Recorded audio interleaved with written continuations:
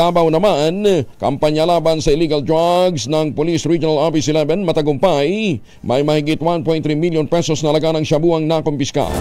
Detalye ng balita mula sa Action Radio Davao mula kay Jun Sotero. Ay buntag mo Jun.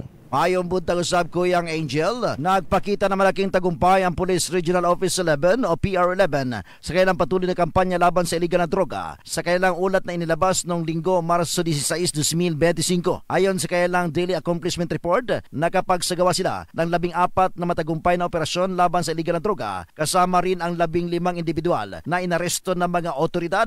Bukod sa mga naaresto, nakumpiska rin ang malaking halaga ng iligal na droga na umabot sa 199,732 gramos sa hinihinalang shabu na tinatayang nasa 1,358,177 pesos ang 60 centavos ang kabuuang halaga. Ang tagumpay na ito ay nagpapakita ng patuloy na pagsisikap ng PRO11 upang malutas ang problema ng iligal na droga sa rehiyon. Ito si Jun Soter para sa DZRH. Una sa Pilipinas, una sa Pilipino.